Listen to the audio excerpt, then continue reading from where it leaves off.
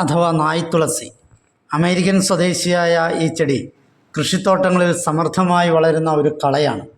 ഒരു അധിനിവേശ സസ്യമാണ് അപ്പ. കൃഷിത്തോട്ടങ്ങളിലും പുരയിടങ്ങളിലും വഴിയോരങ്ങളിലുമൊക്കെ കളയായി ഇവ വളരുന്നുണ്ട്. ഒരു ഏകവർഷി സസ്യമാണിവ. പേരിന് പിന്നുള്ള കാര്യങ്ങളെ നോക്കാം. ഇതിൻ്റെ ശാസ്ത്രീയ നാമം അജിറേറ്റം കോനിസോയിഡസ് എന്നുള്ളതാണ്.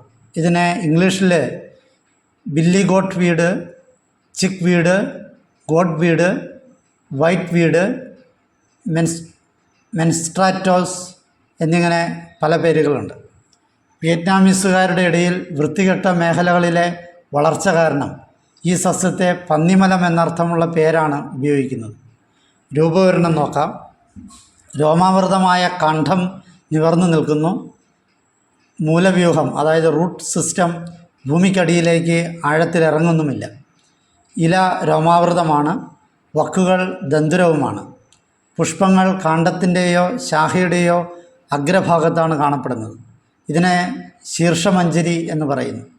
പൂക്കൾ ഒരേ വലിപ്പമുള്ളവയും ദ്വിലിംഗികളുമാണ്. ബാഹ്യദളപുഞ്ചത്തിൽ 5 ബാഹ്യദളങ്ങളും ദളപുഞ്ചത്തിൽ 5 സംയുക്തദളങ്ങളുമുണ്ട്. സാധാരണ 5 കേസരങ്ങൾ കാണപ്പെടുന്നുണ്ട്.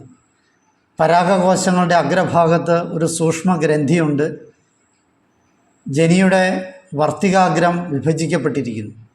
രാസഘടകങ്ങളെ നോക്കാം.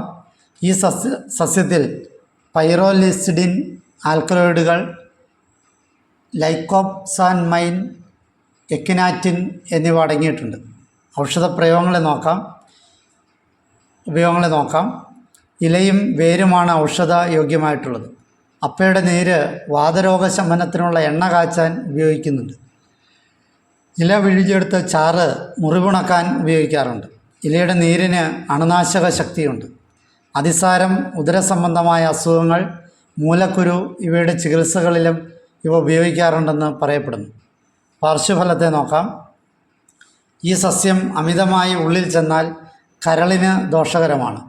ശരീരത്തിൽ മുഴകളുണ്ടാകാൻ സാധ്യതയുണ്ട്. എത്യോപ്യയിൽ ധാന്യങ്ങളുടെ വിളവെടുപ്പ് സമയത്ത് ഈ സസ്യത്തിൻ്റെ ഭാഗങ്ങൾ ചേർന്നതിനാൽ കൂട്ടവിഷബാധയുണ്ടായതായി പറയപ്പെടുന്നുണ്ട്.